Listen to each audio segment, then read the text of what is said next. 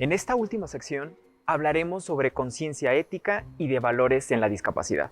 Es decir, reflexionaremos sobre la postura y actitud que tomamos como individuos y como sociedad frente a aquellos que tienen o padecen una limitación física o mental, es decir, frente a la discapacidad. Desde 2017, la Organización Mundial de la Salud calcula que un 15% de la población en el mundo, más de 1.000 millones de personas, padecen alguna forma de discapacidad. En el caso de México, las cifras más recientes del censo del INEGI reportan que más de 4.5 millones de mexicanos padecen de alguna discapacidad o limitación. La Organización de las Naciones Unidas define a las discapacidades como aquellas limitaciones que representan alguna deficiencia física, mental, intelectual o sensorial, que a su vez impiden la participación plena y efectiva en la sociedad de quienes la padecen en igualdad de condiciones con las demás personas. Hoy tenemos a 3 invitados que nos ayudarán a comprender qué es la discapacidad, los diferentes tipos de discapacidad, las repercusiones que tienen en las leyes y en la sociedad. Y finalmente, reflexionaremos sobre cómo nos comportamos ante las personas con discapacidad y cómo lo manejan ellas mismas a nivel emocional. Esto y más en Jóvenes en TV. Comenzamos.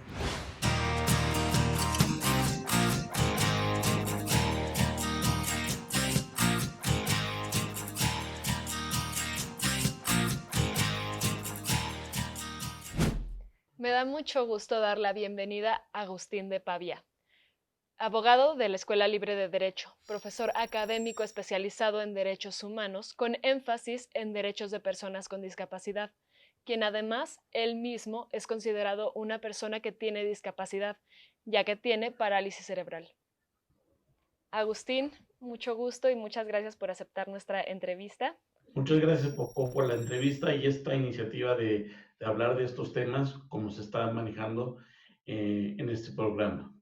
¿Qué es el protocolo de actuación para la impartición de justicia en casos que involucren a personas con discapacidad? El protocolo de impartición en casos de que involucren a personas con discapacidad son reglas que tiene que hacer el juez para que las personas con discapacidad tengan un acceso a la justicia efectivo, porque anteriormente se veía la discapacidad como una enfermedad y que alguien más hacía las cosas por ti.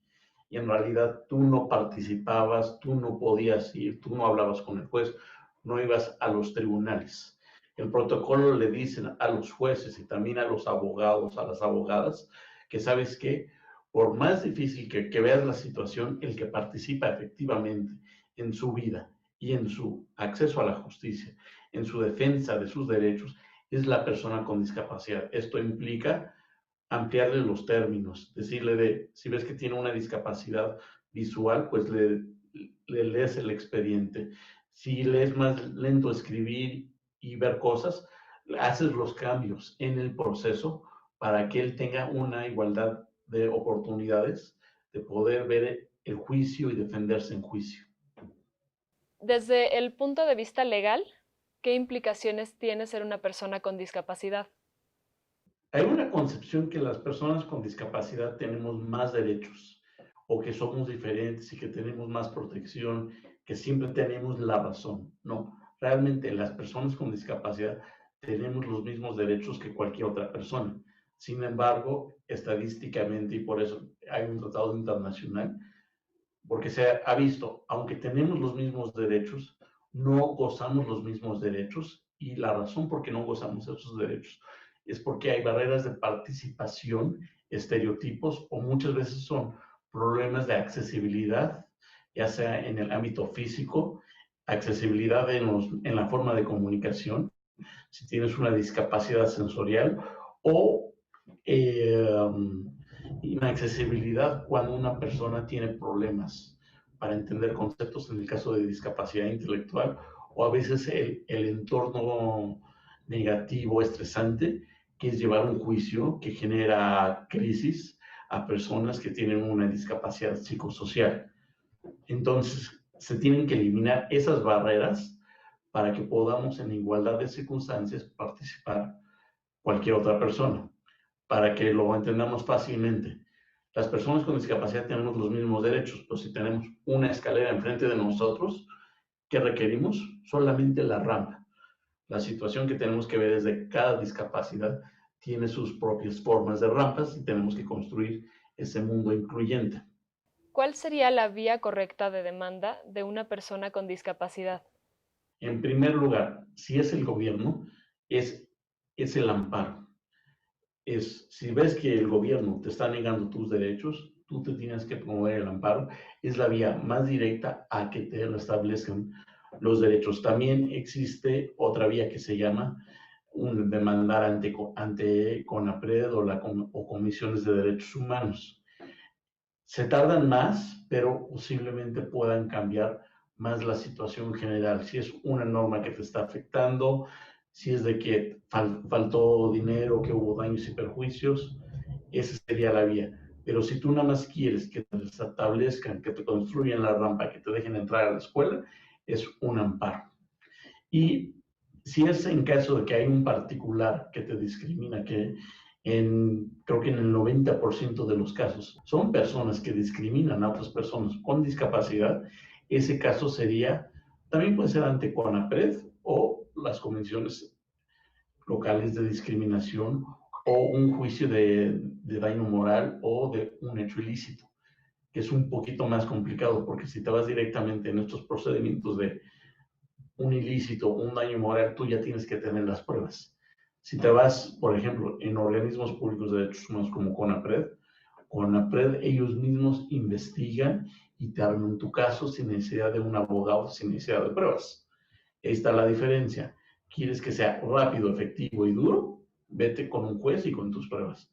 Si no tienes las herramientas para defenderte, pues puedes ir con los mecanismos de derechos humanos. Ellos te arman tu defensa, tus armas, pero se tardan más y no tienen la misma fuerza que un juez. ¿Cuál es el potencial y alcance de instituciones como el Consejo Nacional para el Desarrollo y la Inclusión de las Personas con Discapacidad?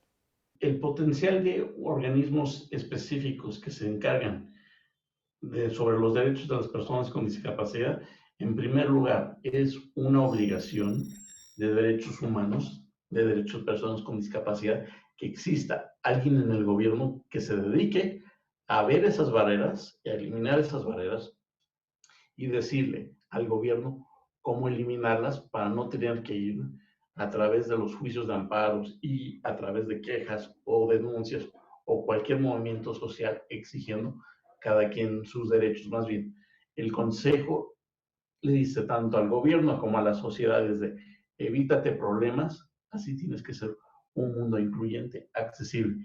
Ese es el gran potencial de estos organismos. Además de eso, ellos manejan presupuesto público, pueden manejar presupuesto público, privado y hacer programas de gran escala. El ejemplo más claro, yo puedo ir a demandar una rampa, pero el CONADIS, con ese mismo presupuesto de defensa y toda la maquinaria, pueden hacer un programa para que toda la avenida tenga rampas. Tiene mayor impacto y para el mayor goce de derechos o rampas de accesibilidad y así, ese tipo de políticas. Si las personas con discapacidad en general ya padecen la exclusión, ¿cómo integrar a las personas con discapacidad de comunidades indígenas a través de un marco legal? Otro aspecto de la discapacidad, y pongamos el ejemplo, la discapacidad es una condición de vida.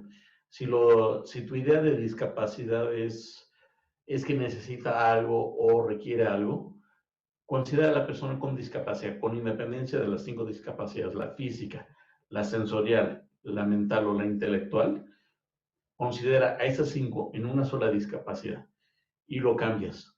Necesita una escuela especial. A ver, cambiémoslo por grupo, porque es una situación de discriminación. La mujer necesita una escuela especial. No, no necesita una escuela especial, necesita un entorno libre de violencia. Y es muy importante esto porque en materia de discapacidad, la cifra actual es que somos 7.7 millones de personas que reconocemos que tenemos una barrera, una dificultad que sí efectivamente nos dice, ¿sabes qué? Quieres ir a un lugar, quieres hacer algo, no sabes qué, se me dificulta, lo tengo que pensar 2 veces, mejor no lo hago. Y además, esa es una discapacidad. Según las últimas cifras del INEGI, otros 7.7 millones de personas que normalmente pueden tener, son adultos mayores o tener una edad mayor, te pueden decir, sabes que tengo unos problemas para ver, necesito lentes, se me dificulta caminar. Me es difícil, pero lo sigo haciendo, pero me es difícil. Y eso es la ventaja de un mundo incluyente. Beneficia tanto a las personas que efectivamente tenemos una barrera permanente muy difícil de superar, como aquellas que nada más se nos dificulta en ciertos momentos es esa barrera. La discapacidad no es atender a la persona, no es esperar que llegue a la persona, sino es tu entorno tiene que ser incluyente, tiene que ser accesible y tiene que ser un entorno que sirva para todos. El ejemplo claro y el efecto transversal, porque también afecta a mujeres, niños con discapacidad, adultos mayores, indígenas, es un caso que resolvió la Suprema Corte de México, el caso de Citrali. Ella vive con una discapacidad intelectual y es indígena. En su comunidad indígena dicen, no sé manejar la discapacidad. Entonces va a una escuela especial donde ven la discapacidad o saben las técnicas de inclusión. Y los maestros que conocen la discapacidad le dicen, en un mes, 2 meses ya aprendiste a estar en una escuela. Tú ya podrías estar en una escuela sin personas con discapacidad, sin niños ni niños con discapacidad. Y ella va a una escuela normal, pero no se siente incluida, no por su discapacidad, sino por el efecto cultural de su comunidad indígena. Ella tuvo que ir a demandar a la escuela indígena para que la entendieran que tienen ciertas barreras, que aprendieron a eliminar esas barreras para que le pudieran enseñar adecuadamente a ella y ganó su amparo. Pero esto le llevó 2, 3 años. Y esa es la diferencia de cómo tenemos que incluirlas en todas las políticas que estamos pensando. Pues muchísimas gracias, Agustín. Qué placer platicar contigo y tenerte como ejemplo. No, gracias a ustedes y gracias por esta iniciativa de explicar qué es la inclusión como y discapacidad vista desde un punto de vista personal y también desde un punto de vista ético que todos tenemos que respetar. Por eso yo como abogado lucho por eliminar las barreras de las demás gente, de los más jóvenes, para que ellos no vivan la discriminación que yo he vivido desde hace muchos años, desde niño. Gracias. Que estés muy bien. En Jóvenes TV estamos muy contentos de que haya aceptado la invitación de hacerle esta entrevista al doctor José Villela. Doctor, bienvenidos a Jóvenes TV y tenemos una serie de preguntas que la audiencia quiere que conteste y sobre todo sobre este bagaje de historia que tiene muy interesante. ¿Cómo se encuentra el día de hoy? Muy bien, muchas gracias. Muy contento de estar aquí con todos ustedes en Jóvenes TV y pues encantado de tener la oportunidad de entrar a sus hogares mediante este programa. ¿Por qué la discapacidad se ve como algo malo cuando se ha visto que ha llevado a muchas personas a lograr lo que nunca se imaginaron, como fue en este caso con usted? Bueno, creo que el concepto que se tiene a nivel social de lo que es la discapacidad pasa por mucho desconocimiento, por mucha ignorancia, por muchos miedos. Y al final estos conceptos equivocados de lo que es la discapacidad lleva a que se construya como un espejo en el cual nadie quiere verse reflejado, ¿no? Que agarre una connotación negativa, cuando en realidad es una circunstancia más dentro de la enorme diversidad en la que nos movemos como sociedad y que no tiene por qué tener un talante negativo. Entonces creo que parte de ahí el que se vea como desde un enfoque deficitario lo que es tener una discapacidad. ¿Por qué tendremos a mirar o sentir pena por una persona con discapacidad? Pues creo que más bien acabamos proyectando muchas de las cosas que traemos dentro en las personas que vemos con una circunstancia diferente, ¿no? Pocas cosas me parecen a mí más ofensivas que sentir lástima por alguien, ¿no? La lástima es un sentimiento pues completamente pasivo que no nos lleva a nada constructivo y que desafortunadamente puede generar en las personas con discapacidad una victimización, ¿no? Yo creo que cuando vemos a una persona con discapacidad, con lástima, le estamos diciendo no puedes, le estamos diciendo no vales, y pues esto no promueve una verdadera inclusión, sino más bien la discriminación, ¿no? Entonces es muy distinto el sentir lástima por alguien a el plantearnos cómo hacerle para tener una sociedad mucho más incluyente y mucho más justa y equitativa. Y hay conceptos equivocados como el pensar que una persona con discapacidad, por el hecho de ser una persona con discapacidad, es buena, ¿no? Te dicen, eres un angelito, Sí, o claro. piensan que porque eres una persona con discapacidad, entonces automáticamente quedas más allá del bien y del mal, y no es así. Una persona con discapacidad tiene el mismo potencial de ser buena que de ser mala, de cometer acciones de cualquier tipo, y creo que esa característica no debe de hacer que nuestro pensamiento, nuestro juicio se sesgue hacia un lado o hacia otro, sino que más bien entender que la complejidad de la persona va más allá de sus capacidades o las discapacidades que pueda tener en un momento dado, ¿no? Ahora, ¿hay miedo? Pues sí, porque finalmente una sociedad que no incluye a las personas con discapacidad, pues claro que da miedo y tendría que darnos miedo el sentir de repente que en un país no solamente no tengamos acceso las personas que tenemos una discapacidad física, sino todos los otros tipos de discapacidades, como por ejemplo la discapacidad visual, la discapacidad intelectual, y cómo al final la sociedad es la que acaba por discapacitarnos. Emocionalmente hablando, ¿cómo trabaja la mente de una persona con discapacidad ante sus procesos internos y los estímulos externos, ya sean positivos o negativos? Pues pienso que precisamente funciona igual que en cualquier otra persona, ¿no? Es una circunstancia de adversidad más a la que nos enfrentamos, algunos con discapacidades de nacimiento, otros con discapacidades adquiridas, pero al final es justamente esta una distinción que creo que no vale la pena hacer, porque lo que hace es permear nuevamente como en dos categorías diferentes a un grupo que pienso que se debe estudiar en su conjunto. ¿Cómo nos enfrentamos a la adversidad como seres humanos? Pues pasamos por diferentes etapas. Hay una etapa de choque frente a la realidad que no nos gusta y que nos gustaría cambiar.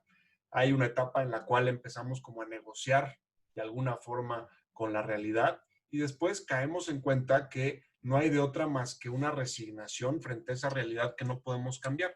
Y al hablar de resignación no hablo de rendirte, sino más bien de resignar como esa tendencia rebelde de querer entender todo y de querer poder hacer todo de la misma forma que los demás. Cuando yo empiezo a compararme con los demás, cuando yo empiezo a ver las circunstancias de otros y desde una perspectiva pues un tanto injusta, empiezo a juzgar mi circunstancia como más adversa, como más difícil, yo solito empiezo a generar una cascada emocional negativa, me empiezo a sentir triste, me empiezo a sentir aislado. El siguiente paso es trabajar para que esas emociones se conviertan en combustible para desarrollar la resiliencia. La resiliencia entendida precisamente como una capacidad, una habilidad que tenemos los seres humanos en nuestro interior y que podemos desarrollar frente a la adversidad.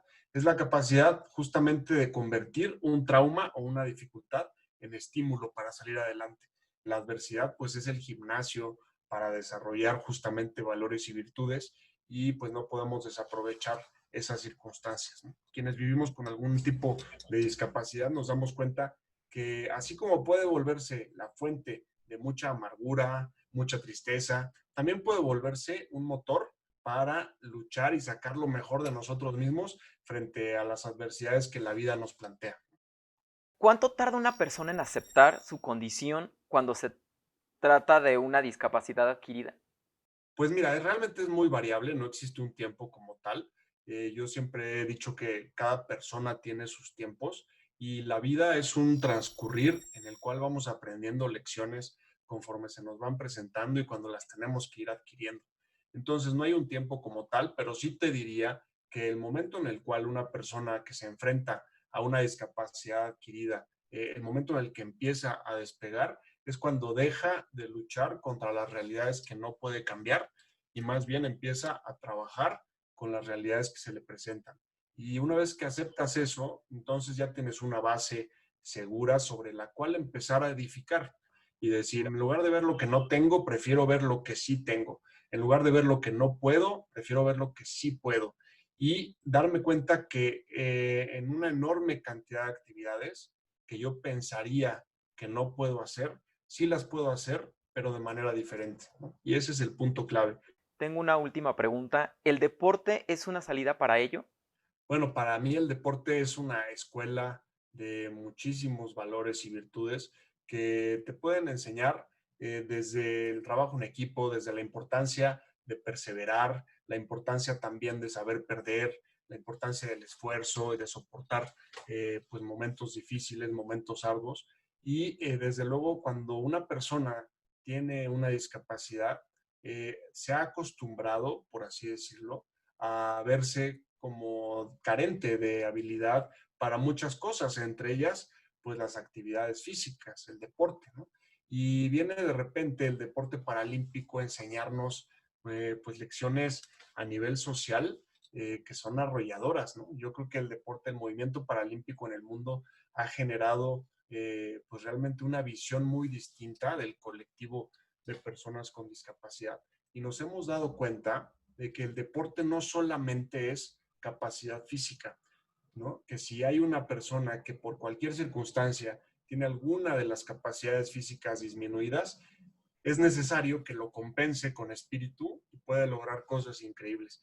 Y yo creo que eso es lo que se ve en el ambiente paralímpico. En los Juegos Panamericanos de Lima 2019, que tuve la oportunidad y el gran honor de representar a México, pude ver precisamente eso entre los atletas. Son personas que vienen desde todos los contextos de varios países del continente americano que han enfrentado una lucha frente a esta adversidad que les impone la discapacidad, que han luchado por ganar un lugar y que han hecho con su circunstancia algo increíble, ¿no? Entonces la discapacidad genera también capacidades siempre y cuando tengamos la actitud y las ganas de encontrarlas, ¿no? ¿Cómo podría usted concluir con este mensaje, con su propia filosofía de vida a toda nuestra audiencia? Yo les diría en primer lugar que quitemos barreras, que dejamos de ver a los grupos minoritarios, por así llamarles, dentro de la diversidad de nuestra sociedad, como categorías aparte, como personas que de alguna manera no pueden ser incluidas, sino todo lo contrario, que empecemos más bien a vernos a todos como un colectivo, que le perdamos el miedo a incluir a las personas con discapacidad en todos los ámbitos, que desde luego no es algo negativo, nuestra lástima no les ayuda de ninguna forma. Lo que sí les ayuda es que hagamos todos un esfuerzo en nuestra trinchera por ser mucho más incluyentes, por modificar no solamente las barreras arquitectónicas, sino sobre todo las barreras afectivas, las barreras sociales, y que nos demos cuenta que pues todos somos parte de este grupo en el cual en cualquier momento uno puede pasar a estar incluido. Como decíamos, el grupo de personas con discapacidad no tiene criterios de inclusión tan estrictos. En cualquier momento, ya sea por edad, por un accidente, por una enfermedad, podemos vernos en una circunstancia de discapacidad. Así que el esfuerzo que hagamos hoy por incluir mucho más a las personas con discapacidad puede ser un esfuerzo que estemos haciendo por nosotros mismos, por los que más queremos. Así que vale la pena y creo que es al final un tema que hay que hacer con alegría, con solidaridad y pues pensando en el bien colectivo, que eso nos vuelve un mejor país y al final un mejor mundo. Muchas gracias, doctor. Estamos muy contentos de que haya estado con nosotros en Jóvenes en TV. Hombre, al contrario, gracias a ustedes y pues mucho ánimo a todos en esta nueva modalidad educativa y a ustedes pues gracias por el esfuerzo que hacen también por llevar estos contenidos a la gente. Pamela, me he quedado de verdad muy conmovido con las entrevistas de hoy. Y si me lo permiten, quiero recomendar a los Jóvenes en TV un cortometraje titulado El Circo de las Mariposas del 2009, dirigido por Joshua Weibel. La historia de una persona con discapacidad que vive devaluado en un circo, pero logra un gran crecimiento personal, transformando incluso a la gente que lo rodea, al descubrir sus capacidades más allá de sus limitaciones físicas. No se las cuento, mejor véanla en internet. Es verdad, muy buena historia y muy motivadora. Pero coméntenos, platíquenos ustedes y compartan su opinión en nuestras redes sociales, Twitter, Facebook e Instagram. Matías, hemos llegado al final de nuestro programa Jóvenes en TV. No sé tú, pero yo me voy con importantes reflexiones y nuevos aprendizajes. Por supuesto, Pamela, hoy me queda clarísimo que bajo el principio ético de la no discriminación, todos tenemos los mismos derechos y grandes capacidades para enfrentar los obstáculos. La historia nos ayudó a entender el proceso y los contextos económicos del desarrollo de la piratería, hasta llegar a los delincuentes de cuello blanco de nuestros días. Incursionamos en el pensamiento filosófico en torno a la noción del tiempo, la utopía de Fourier y el pensamiento de Sócrates. Conocimos la historia de la competencia por el mejor telescopio entre Galileo y Newton bajo el veredicto de las matemáticas. Aprendimos cómo manejar nuestras emociones para no quedar atrapados en sus redes, además de entender un poco más de lo que implica el sentimiento del amor. Y en Saberes Digitales conocimos la cara de la tecnología a favor del bienestar y la incursión social. Este programa se está convirtiendo en una gran experiencia para mí y espero que para ustedes también. Nos vemos mañana aquí en Jóvenes en TV.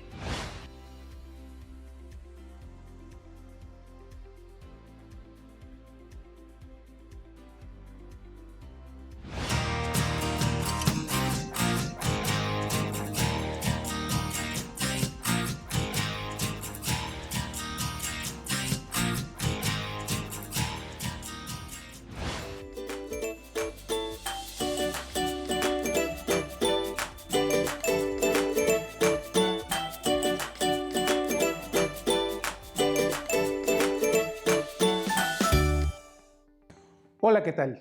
Mi nombre es Fernando Mejía y en esta ocasión vamos a trabajar las pausas activas. En este tema vamos a utilizar lo que son moviendo los segmentos corporales. Vamos a empezar con la parte de la cabeza y el cuello. Es muy importante que entendamos que estos movimientos los vamos a hacer sentados. Principalmente nos va a servir para que el alumno, cuando esté trabajando una actividad dinámica en el salón, regresemos un poquito a la calma. Vamos a empezar con la explicación. En posición de sentado, con la espalda completamente erguida, vamos a mover la cabeza en rotación primero a la derecha, un tiempo, regresa al centro, izquierda 3 y regresa al centro 4. Vamos a hacerlo en 8 tiempos. 1, 2, 3, 4, 5, 6, 7 y 8. Segundo movimiento.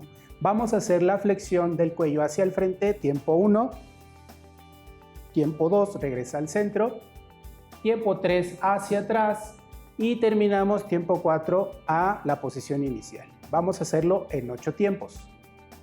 1, 2, 3, 4, 5, 6, 7, 8. Llevamos 2 movimientos. Ahora vamos a hacer movimiento de cuello lateral, primero a la derecha, tratando de que la oreja toque el hombro. Número 2, regresa a posición inicial. Número 3, lado izquierdo. Y número 4, posición inicial. Vamos a hacerlo en 8 tiempos. 1, 2, 3, 4, 5, 6, 7 y 8. Muy bien, ya tenemos 3 movimientos. Ya que lo hicimos suavemente, podemos aumentar a 16 tiempos y podemos ir marcando el ritmo con el pie derecho tocando el piso, al ritmo que nos marque el sonido con el pie. ¿Listos? Empezamos ya.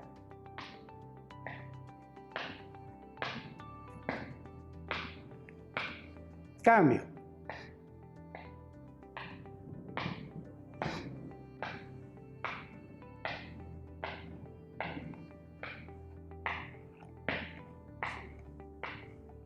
Muy bien, ya que tenemos este movimiento, por último, porque es un movimiento un poquito complicado, podemos llegar a lastimar a nuestros alumnos, vamos a hacerlo en forma giratoria. Vamos a hacer un círculo empezando a la derecha, 4 tiempos, 1, 2, 3 y 4. Este movimiento es importante que lo hagamos lento.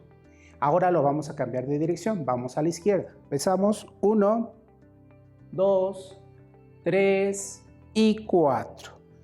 Bien, esta pausa activa nos va a servir para que el chico vuelva a la calma y vuelva a tomar la atención de las actividades que estaba realizando. Muchas gracias y hasta pronto.